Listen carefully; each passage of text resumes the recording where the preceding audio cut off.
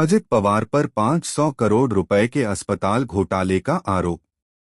BMC का अस्पताल उपमुख्यमंत्री के रिश्तेदार को सौंपा जा रहा है। महाराष्ट्र के उपमुख्यमंत्री अजित पवार पर सामाजिक कार्यकर्ता अंजलि दमानिया ने 500 करोड़ रुपए के भ्रष्टाचार के आरोप लगाए हैं।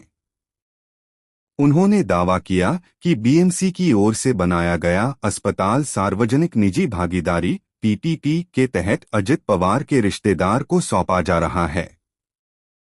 राज्य के मंत्री चंद्रशेखर बावनकुले ने मंगलवार को इस मामले पर प्रतिक्रिया दी। उन्होंने कहा कि इस मामले को लिखित रूप में सरकार को सौंपे जाने के बाद फैसला लिया जाएगा। फिलहाल दमानिया की ओर से लगाए गए आरोपों की मुझे जानकारी नहीं है।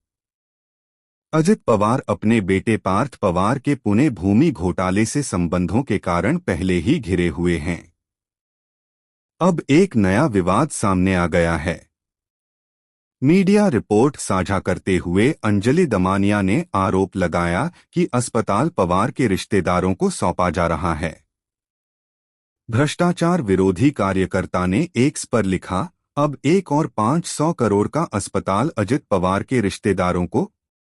शताब्दी अस्पताल में 580 बेड हैं, जिसे बीएमसी ने बनाया है।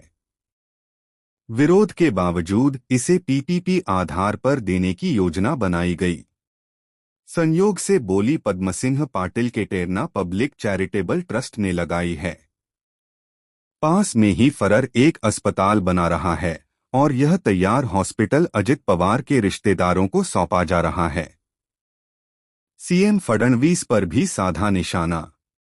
मुख्यमंत्री देवेंद्र फडणवीस पर निशाना साधते हुए अंजलि दमानिया ने कहा, सीएम साहब एक काम करो कि एक बार में ही पूरा महाराष्ट्र सभी राजनेताओं के गले में ठूंस दो और हो गया। इस बीच महाराष्ट्र के मंत्री पंकज राजेश भोयर ने इन आरोपों को खारिज किया है।